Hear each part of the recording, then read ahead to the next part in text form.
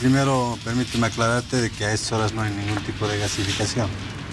En segundo lugar, es cierto, tengo en la mano la carta que ha sido mandado por el ministro de la Presidencia, convocando al diálogo a partir de la carta que hemos recibido aproximadamente entre 4 y 5 de la tarde de Adepoca, de Cofecay y de la Mancomunidad del municipio. Por tanto, esperemos de que mañana ya no haya ningún tipo de movilización y de esta forma podamos dar la tranquilidad que el pueblo necesita. Pero, ¿diálogo bajo qué condiciones, ministro? ¿Qué propone la carta? ¿Que se levanten todas las medidas de presión para viabilizar un encuentro? Si me das un tiempito para detallar, explicamos cuáles son los escenarios que hemos creado para tener momentos para poder conversar. Son muchas, particularmente como ministro, 2 veces con el hermano presidente y una vez con un grupo de Adepoca también con el hermano presidente. Son 3 oportunidades de reunión que hemos tenido con el hermano presidente. Claro, por supuesto que para poder entablar un diálogo sincero, sin ningún tipo de presiones, hay un elemento sustancial, que es el hecho de levantar toda medida de presión. Además de aquello, nosotros, aparte de convocar, hemos solicitado que la Asamblea Legislativa Plurinacional no trate el día de mañana el proyecto de ley tal como estaba programado. Entonces, esperemos que con todo lo que estamos predisponiendo pueda darse la paz que estamos esperando. Ministro, vamos a lo que ocasionó todo este conflicto, la aprobación de este proyecto de ley de la coca. ¿Cuáles fueron aquellos motivos que impulsaron a que el gobierno apruebe este proyecto de ley? Bueno, yo no quisiera repetir, como en anteriores oportunidades he señalado y con contundencia, porque he mostrado documentaciones en los que se verifica de que como autoridades responsables hemos convocado. Desgraciadamente hay posicionamientos muy difíciles de debatir. Por ejemplo, el hecho de sesgar la interpretación constitucional. Decir que la Constitución solo reconoce una parte de la producción de coca es realmente sesgar con el objeto de buscar enfrentamiento. O sea, no puedes decir que hay una coca ancestral y hay una coca que no es ancestral. O sea, la coca para nosotros como patrimonio cultural es un producto ancestral, originario de todos nosotros los bolivianos.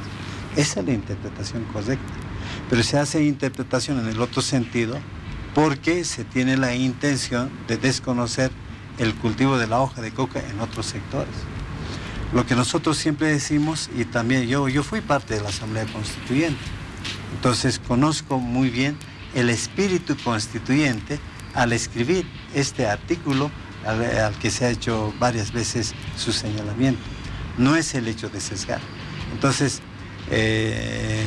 nosotros creemos que las leyes siempre tienen que regir lo que es lo real. Si nosotros decimos que no existe coca en el Chapare, estamos en contra de la realidad. La coca del Chapare no es reciente, como tampoco la coca de Caranavi es de hace 5 años, es de hace muchos años. Entonces, estas realidades son los que tenemos que tratar de regular. Ministro, hay 20.690 toneladas de hoja de coca que se consumen anualmente en el país. Se estima que un 90%, usted me dirá si estoy equivocado, de toda esa coca proviene de los yungas, la que se consume en el país, porque muchos consideran que la coca del Chapare no es precisamente comestible, que no tiene el gustito que tiene la apetecida coca de los yungas. ¿Cuánto de cierto hay en esto y en qué medida se justificaría, si esto es así, que un 90% de la coca que se consume es de los yungas, en qué medida se justifica aumentar la producción del Chapare? Lo que pasa es lo siguiente, es cierto que la coca de los yungas es mucho más rico que el de otros sectores, porque hay diferencias, pues. La coca de los yungas es mucho más pequeño y además la hoja es mucho más simple, ¿verdad? En lugares mucho más calurosos la hoja es mucho más gruesa. Entonces hay diferencias. La hoja de coca hoy por hoy se vende no tan barato, no es tan al alcance de los abuelos, por ejemplo. Los abuelos buscan coca más barata. ¿Cuál es la coca más barata? La coca del Chapare, obviamente, y mucha gente de los bolivianos consumimos la coca del Chapare. Dicen que es la coca de los pobres. Sí, así es. Por un lado, a ver, esa. En segundo lugar, lo que sucede es que el mercado de la coca de los yungas de La Paz va a ser siempre la ciudad de La Paz, la ciudad del Alto, el altiplano paceño, va a ser Oruro, va a ser Potosí. Y Santa Cruz, donde está el mayor consumo de coca. O sea, necesariamente tiene que salir a la ciudad de La Paz y de ahí distribuirse para todo el país. Y aquí hay un mercado, el mercado de Adepcoca, que registra todo lo que sale de los yungas de La Paz. Entonces, toda la coca que sale de los yungas de La Paz se registra, necesariamente se registra. De hecho, hay una necesidad de salir hacia el mercado y el puente necesario es la ciudad de La Paz. El mercado de coca, por tanto, funciona bien. Entonces, la coca que sale se registra. En el Chapare, ¿qué es lo que sucede? En el Chapare, el mercado, o en Cochabamba, el mercado legal está en Sacaba. Entonces, la coca del trópico de Cochabamba tendría que salir hacia Sacaba y para distribuirse, cuando el mercado de la coca del Chapare es Santa Cruz o Tarija, tendría que volver. ¿Cuántos kilómetros? No son 20 kilómetros, son muchos kilómetros. Entonces, ¿qué es lo que sucede? Practican lo que se reconoce por los reglamentos. Si tú vas a Chulumani, por ejemplo, donde se produce desde hace mucho tiempo la coca o irupana, o coripata, o coroico, te puedes comprar coca. Muchas veces nos venden en bolsitas pequeñitas, pero te puedes comprar 15 libras sin ningún tipo de problema. Nadie te va a quitar tu coca, si me permites la expresión, cuando tú estés transportando en un micro, en un minibús o en tu propio auto. O sea, puedes transportar la hoja de coca 15 libras máximo, porque eso se supone que es para el consumo. Entonces, ¿qué pasa en el trópico de Cochabamba? Como la coca no puede salir en el ejercicio, de hecho, no es conveniente que salga hasta Sacaba y después volver, lo que pasa es que se vende en las propias comunidades. Entonces, algún compañero que viene, por ejemplo, desde Yapacaní, entra al Chapare, entra al trópico de Cochabamba y se compra directamente. Y eso que se compra directamente y que no llega al mercado de Sacaba, no se registra. Y una buena parte de la coca del Chapare se comercia así. Y ahí están las diferencias. O sea, ahí tenemos un registro. Por eso en la ley lo que quisiéramos hacer también es control de ese tipo de ventas que se están haciendo desde el trópico de Cochabamba, para que tengamos un real panorama de lo que, de la forma como consumimos los bolivianos. Ahora, hablabas, Víctor Hugo, de la justificación.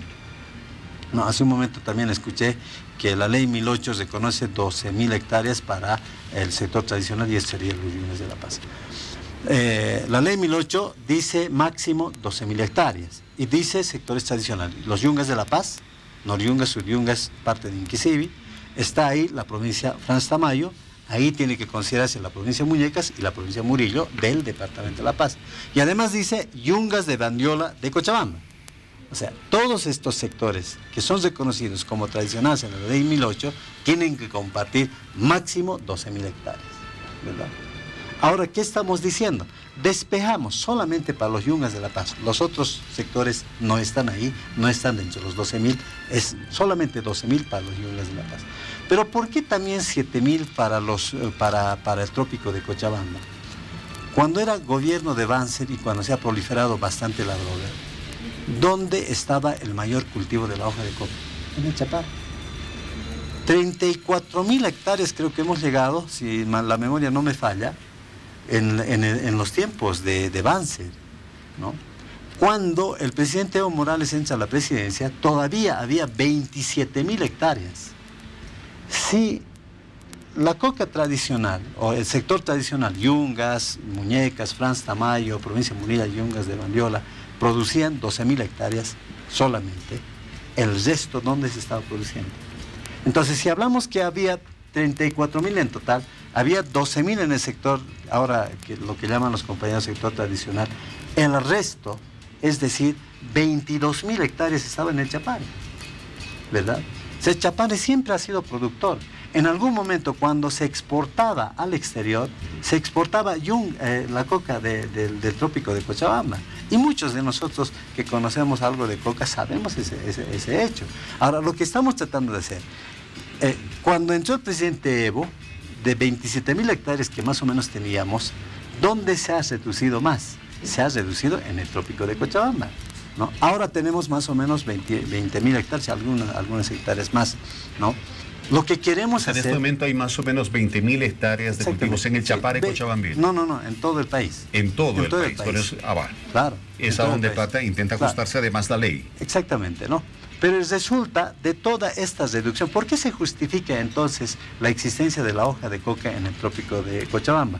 Porque ese es ese sector productor que producía en demasía, que ahora al que se le ha reducido de más o menos de 22.000 hectáreas que tenía según Banzer, lo hemos reducido a 7.000 ahora. ¿Con qué objeto?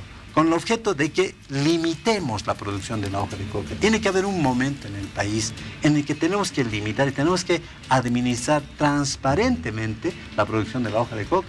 No queremos engañarnos, o queremos que en Chapare o en el trópico de Cochabamba se siga produciendo 20.000 hectáreas, 25.000 hectáreas en algún momento. No. Ahora está permitido 3.400. No, bueno, ese es un acuerdo... 3.200. 3.400 y se va a aumentar a 7.000. Ese era un acuerdo con Carlos Mesa, en la época de Carlos Mesa. Pero en la época de Carlos Mesa, te estoy contando, el Chapare tenía aproximadamente 13.000 hectáreas todavía. Cultivos ilegales. Claro que sí, 13.000 hectáreas, 15.000 hectáreas. 27.000 hectáreas es cuando asume la presidencia el presidente Evo, había 27.000 hectáreas. Ahora le estamos diciendo 12.000, es decir, esas veces en el Chapare todavía hay 15.000 hectáreas. Claro, como una forma de perforar la ley 1008 se aceptó la posibilidad de cultivar solamente 3.200.